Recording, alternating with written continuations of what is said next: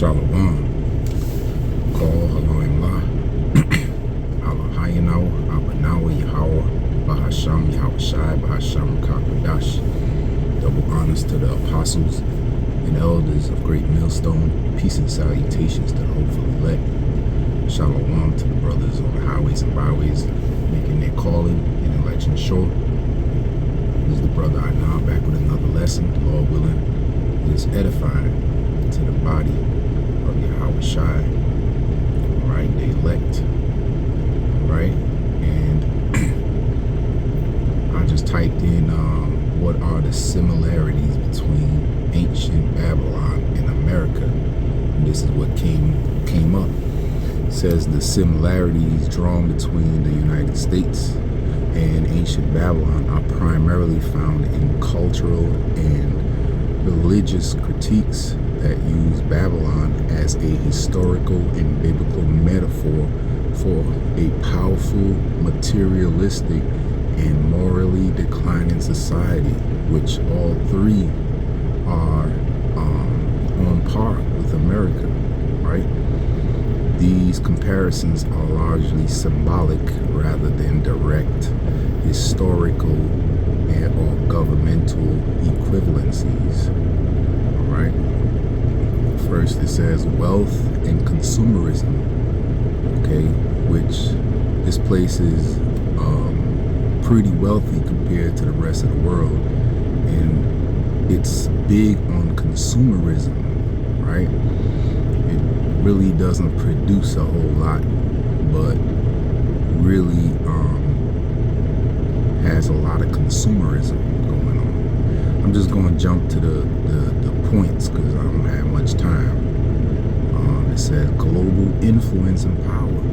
Hey, Babylon, it said Babylon was a dominant, arrogant empire in its time, and America's current geopolitical power, military strength, and widespread cultural influence, sometimes characterized as cultural imperialism, which is true. What they just did to,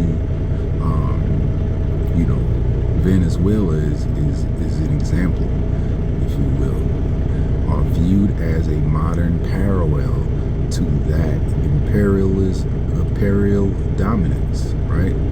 This is a big one. Moral and social decline. Okay, moral and social decline. Critics point to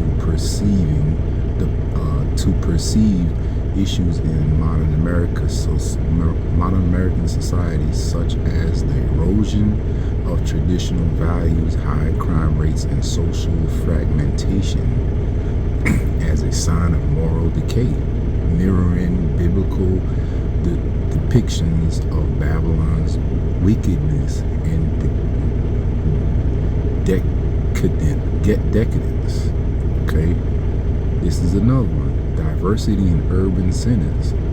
Okay, which Babylon means, confusion.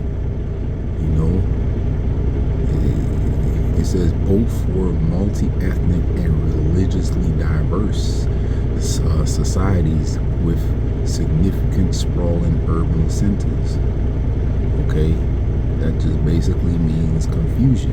You can practice all kinds of religious, beliefs here, and everyone does as they please. Do as thou will, if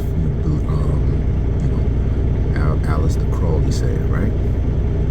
It says emphasis on law and orders, right? Economic exploitation, okay?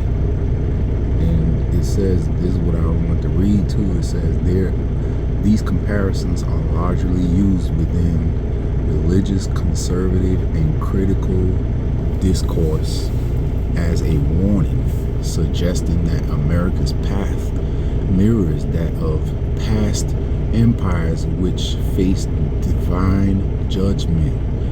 You hear that? And eventual downfall. Most biblical scholars agree that the Babylon mentioned in the New Testament was a symbolic code name for the Roman Empire, which they are the Roman. America is the Roman Empire 2.0. Okay, at the time, not a specific prophecy about the modern United States, which that's exactly who he's talking about. Okay, let's got this pulled up. Revelations 13, and I'm gonna go to Revelations 13 and 2. It says, and the beast which I saw was like unto a leopard. Now, if you think about it, Alexander the Greek was symbolized as the great leopard, right? That was the beginning of their rulership. Okay, these Edomites, these so-called white men. Okay, that was the beginning of them, their empire, so to speak. You know, their rulership. Okay, that is the head of their rulership. Okay, and it says, and his feet were as the feet of a bear. Now the bear represents Russia. Okay, which Russia represents the end, because it's the feet, right? And it says, in his mouth as the mouth of a lion. The mouth of the lion is Great Britain, because they speak the same language, English. And the dragon gave him his power. The power structure, the way they rule with president and senate and house, their power structure is likened unto the dragon. Okay, and his seat, meaning, you know, they got a president, you know, diplomatic democracy, so to speak, and great authority. All right, let's go into that a little bit.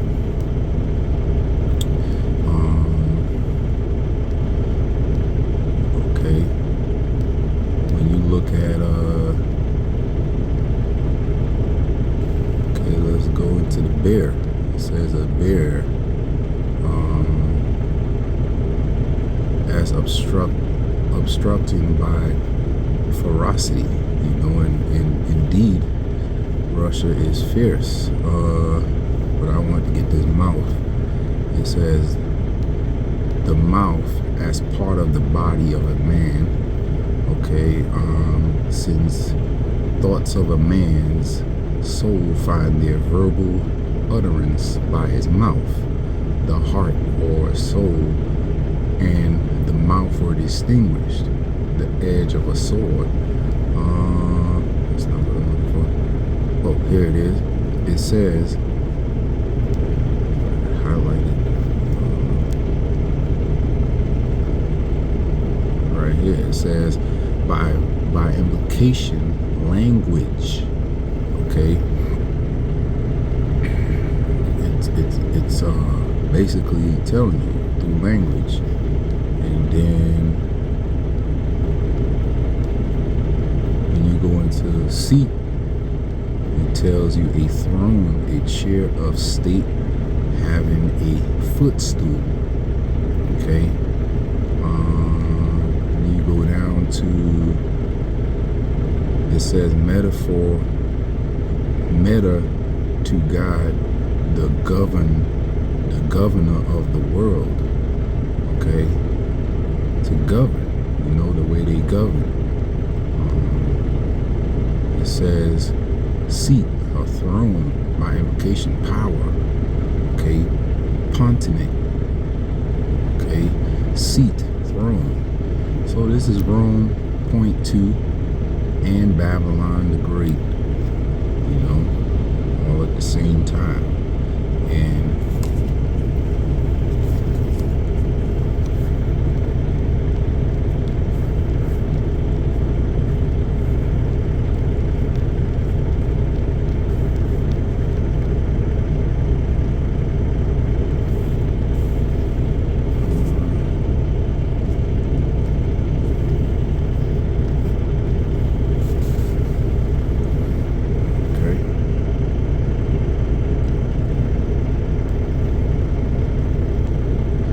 Psalms 137 and 8, it says, O daughter of Babylon, which is speaking about America, who art When did Babylon have a daughter?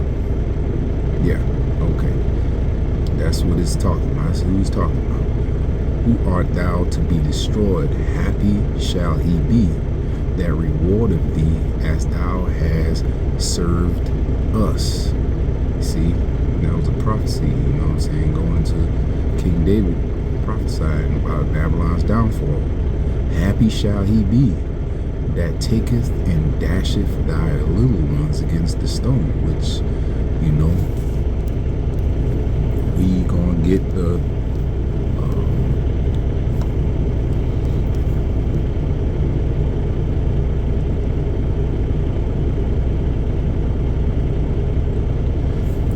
Psalms 148, 49, and 8. It says, to bind their kings with chains and their nobles with fetters of iron, slavery, hard bondage, you know, to execute upon them the judgment written. This honor have all his saints, his saints, okay, which the saints are none other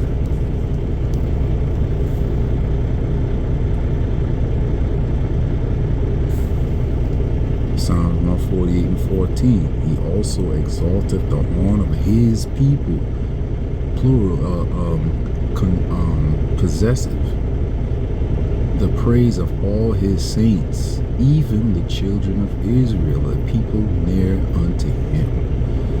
Call all Yahweh Shem Hashai Bashem Kakadash.